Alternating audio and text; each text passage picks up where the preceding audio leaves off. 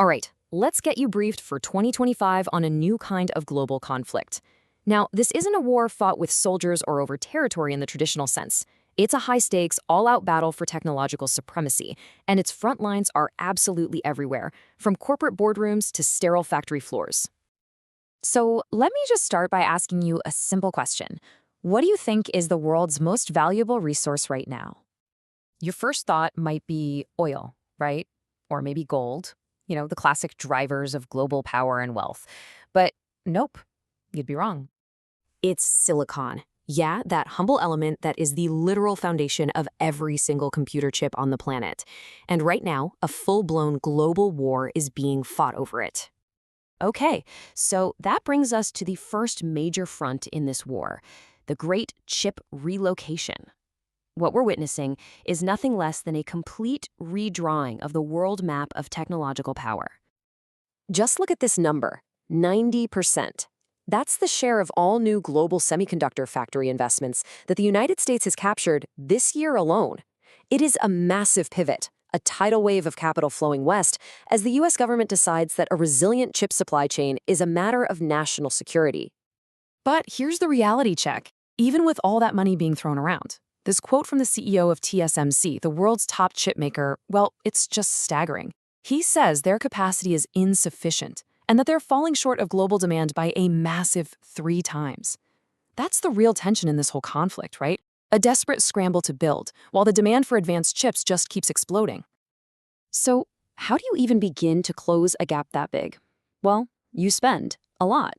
This chart shows TSMC's capital expenditure. That's just the money they're pouring into new factories and advanced gear.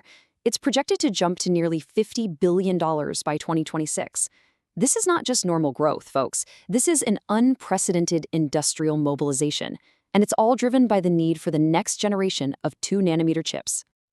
And all that investment, all that money, it sets the stage perfectly for our next front, the foundry war. We're zooming in from the world map and getting right down to the corporate battleground, where the industry titans, these massive factories called foundries where the chips are actually born, are clashing head-to-head. And here are our 3 main combatants. First, you've got TSMC, the reigning king, totally dominant but very expensive. Then there's Samsung, leveraging a brand new, more efficient chip architecture to try and win huge contracts, like the one for Tesla's next AI chip. And finally, you have Intel, making some seriously aggressive moves to bring manufacturing back to American soil. But listen, this war isn't just about factories and technology. It's about people, the brilliant minds who actually design these chips. And it's getting personal. TSMC has just filed a lawsuit against one of its former top executives for jumping ship to Intel, claiming he's walking away with their most sensitive trade secrets. And Intel's response? Oh, they are firing right back. Not only are they offering full support to that executive, but they're reportedly poaching TSMC's engineers right on the ground in Arizona, a key battleground state, with salary offers that are 20 to 30% higher. This has become a full-blown talent war. So you have to ask, what is fueling all this? I mean, why this absolutely insane level of demand and competition? Well, that brings us to the single biggest factor: AI's insatiable, bottomless demand. This is the new jet fuel for the race, especially in the memory sector. Get a load of this number, 96%. That is the power reduction Samsung just achieved with a new kind of NAND flash memory. That's the high-speed storage used in everything from your phone to massive data centers. Now, why does this matter? Because AI data centers are incredibly power-hungry. A breakthrough like this isn't just an improvement, it's a potential game-changer for making AI scalable and sustainable. And here is how that tech advantage gets weaponized. This slide basically lays out Samsung's aggressive 3-step battle plan to win the next big prize, the HBM4 memory contract with NVIDIA, the undisputed king of AI hardware. HBM is the ultra-fast memory that sits right next to the AI processor, and this next generation is critical.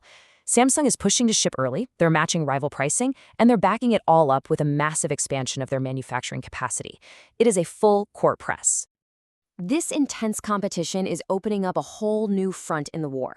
Now, the biggest consumers of AI chips, the big tech giants, are becoming producers themselves. They are directly challenging the old guard. So, On one side, you've got Tesla developing its new AI-6 chip.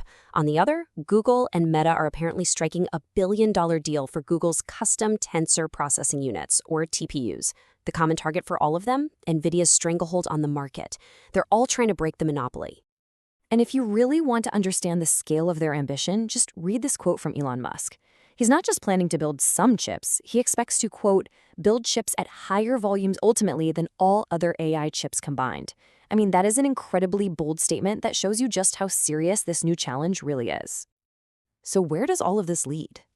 For our final section, we're going to look over the horizon to what could be the ultimate game changer in this entire conflict: chips that actually start designing themselves. This brings us to a groundbreaking new concept: agentic AI. Now, this isn't just AI as a tool you use within a design program. This is a new form of AI that operates outside the tools, orchestrating the entire workflow, making complex architectural decisions, and essentially becoming a co-designer of the next generation of semiconductors. Which leaves us with one final critical question. In this global race for silicon supremacy, a conflict fought on geopolitical, corporate, and technological fronts, what happens when the chips themselves join the fight?